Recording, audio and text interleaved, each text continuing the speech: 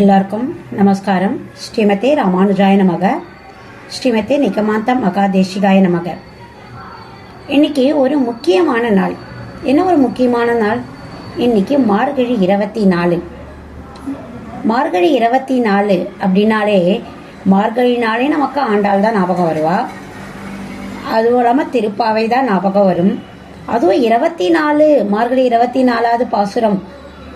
அதாவது பெரியாழ்வார் பேர்த்தெடுத்த பெண் பிள்ளையவா, பெற்றெடுத்த பெண் பிள்ளை இல்லை, பேர்த்தெடுத்தார் பூமியோட.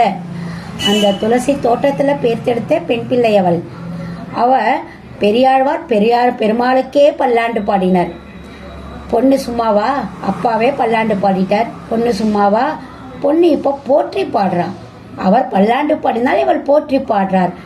அன்றி உலகம் அளந்தாய் அடி போற்றி, சென்றங்கு தென்னிலங்கை செற்றாய் திரள் போற்றி, பொன்ற சகடமுதைத்தாய் புகழ் போற்றி, கன்று குனிலா வெறுந்தாய் கழல் போற்றி, குன்று குடையாய் எடுத்தாய் குணம் போற்றி, வென்று பகைகடைக்கும் நின் கையில் வேல் போற்றி, என்றென்றும் சேவகமே ஏத்திப் பறை கொள்வான், இன்றியாம் வந்தோம் இறங்கேலோர் எம்பாவாய். எத்தனை போற்றி பாட்டிட்டா பாருங்க அவ. அன்னைக்கும் இன்னைக்கும் என்னென்னைக்கும் முக்காலத்தையும் ஒரே பாசுரத்துல ஆண்டாள் அடக்கிட்டா. இதுக்கு முன்னைய பாசுரமான நேத்தி பாசுரத்துல சீரிய சிங்காதனத்தில் அமர்ந்து யாம் வந்த காரியத்தை ஆராய்ந்து அருள வேண்டும் என அந்த மாறி முளைஞ்சல்ல கேட்டா, அதன்படியே பகவான் படுக்கையிலிருந்து எழுந்து வந்து சபா மண்டபத்துக்கு ஜம்முன்னு வர அவருடைய நடை அழக, அந்த சிங்க நடைய அவர் ரசிச்சு அனுபவிக்கிறார். பெரியாழ்வார் பெற்றெடுத்த பெண் பிள்ளையாவ, அதனால அவருடைய பல்லாண்டு பாசுரத்தையே விஞ்சி நிற்கிற மாதிரி இப்ப அவ பகவானுக்கு மங்களாசாசனம் செய்யறா. அது என்னவோ தெரியல, ஆண்டாளுக்கு இந்த வாமன் அவதாரம், இந்த திரிவிக்ரம அவதாரம் மேல அப்படி ஒரு அதீதமான ஒரு பிரேம. திருப்பாவைய ஆரம்பிக்கும் பொழுதே அவ என்ன சொல்றா? ஓங்கி உலகளந்த உத்தமன் பேர் பாடி அப்படின்றா. அது மட்டும் இல்லாம இந்த 17வது பாசுரத்துல அம்பரமே உடறுத்து உலகளந்த உம்பர்கோமானே அப்படின்றா. இந்த இடத்துல இன்னைக்கு 24வது பாசுரத்துல அன்றி உலகம் அளந்தாய் அடி போற்றி அப்படின்றா. அப்ப அவளுக்கு அந்த திருவிக்கிரம அவதாரம் எவ்வளோ பிடிச்சிருக்கு பார்த்திருக்கீங்களா? அன்னைக்கு மகாபலியை அடக்கிறதுக்கு இந்த 3 உலகத்தையும் 2 அடிகளால அளந்தார். நடந்த கால்கள் நந்தவோ அப்படின்னு ஆழ்வார் சொன்னார். அந்த பாதங்கள் காடு மேடெல்லாம் துஷ்டர்கள் சிஸ்டர்கள் மீதெல்லாம் படர படர படர உலகை அளந்தாயே, அந்த திருப்பாதங்களுக்கு நான் போற்றுகிறேன். அந்த ஆசிரித்த விரோதிகளான ராவணன் முதலானவற்றை அவங்க இடத்துக்கே, அவளுடைய இடத்துக்கே போய் ஜெயிச்சிய. எதிரிகள் இடத்துக்கு போய் ஜெயிக்கிறதா ரொம்ப மேன்மை. அவன் நம்ம கிட்ட வந்து அவனை ஜெயிக்கிறது பெரிய விஷயம் இல்ல. அவ இடத்துல போய் அவனை ஜெயித்தாயே, உன்னுடைய திறமை, உன்னுடைய வன்மை, அதுக்கு ஒரு போற்றி. அந்த அசுரன் இருக்க சகடாசுரன், அவனை கோபமா வந்தப்போ அந்த சகடத்தை ஜம்முன்னு உன் காலால உதச்சிய. அந்த தாயும் கூட உதவாத தசையினால் அனாயசனே திருவடியால் சகடாசுரனை அடித்த புகழ் என்ற பூர்வாச்சியாரெல்லாம் சொல்றா பாரு. அந்த காலுக்கு ஒரு போற்றி. வட்சாசுரன், கபிதாசுரன் என 2 அரக்கர்கள் கண்ணுக்குட்டியா வெளாமரமா வந்து நிக்க, அந்த கன்றையே ஒரு கோலாக எடுத்துக்கொண்டு விளாமரத்தை அடித்து அந்த 2 அசுரர்களுடைய அந்த உயிரை முடிச்சியே, அதுக்கு ஒரு போற்றி. மாரீசனை போல உயிர் பழைத்து போக விடாமல் வருகிற அசுரர்களை எல்லாம் ஒத்தனை கூட மிச்சம் வைக்காம ஒவ்வொன்னா அழிச்சியே, அதுக்கு ஒரு போற்றி.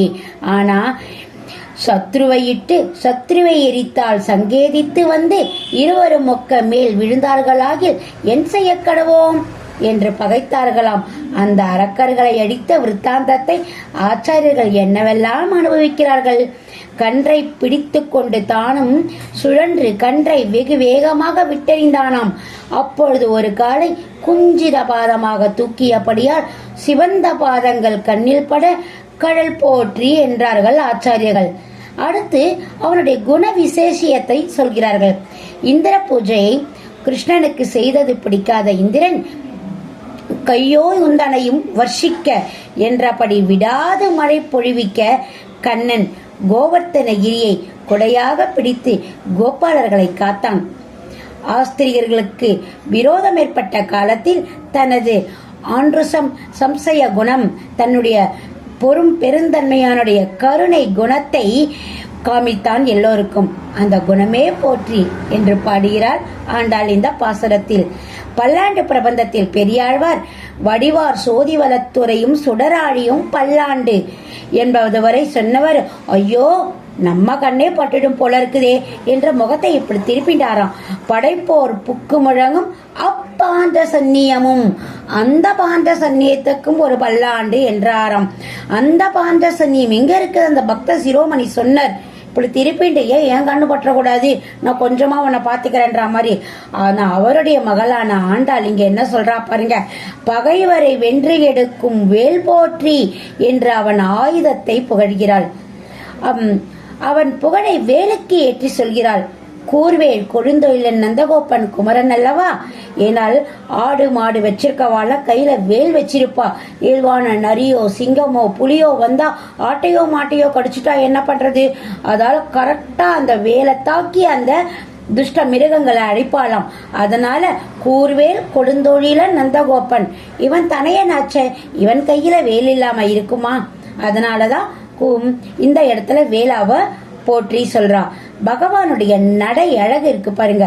ரசித்தபடி பாடி வந்த ஆட்டால் கடைசியா சொல்றா, உன் சேவகமே ஏத்தி பறை கொள்வான் வந்தோம் இன்று இறங்கு என்று இவ சொல்லி இந்த பாசுரத்தை முடிக்கிறா. இப்படி உன்னை போற்றி பாடுவதையே பரம பிரயோஜனமாக, இதுதான் எங்க வாழ்க்கையின் லட்சியமாக நாங்க வந்திருக்கோம், எங்களுக்கு இறங்கி அருளுவார் என்று இந்த பாசுரத்துல முடிக்கிறா. எவ்வளவு அழகாக பல்லாண்டு பாடிட்டா பாருங்க. அப்படியே பல்லாண்டு பல்லாண்டு பல்லாண்டுன்னு சொல்லாம போற்றி போற்றி போற்றின்னு நம்மளையும் பெருமாளை போற்ற வச்சிட்டா.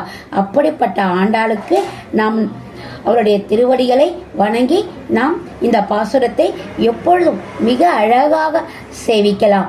அன்றி இவ்வுலகம் அளந்தாய் அடி போற்றி, சென்றங்கு தென்னிலங்கை செற்றாய் திரள் போற்றி, பொன்று சகடமுதைத்தாய் புகழ் போற்றி, கன்று குனிலா வினிந்தாய் கடல் போற்றி, குன்று கொடையாய் எடுத்தாய் குணம் போற்றி, வென்று பகை கடிக்கும் நின் கையில் வேல் போற்றி, என்றென்றும் சேவகமே ஏத்திப் பறை கொள்வான், இன்றியாம் வந்தோம் இறங்கேலோர் எம்பாவாய். நன்றி, வணக்கம். மாலதி ராகவன், காஞ்சிபுரம்.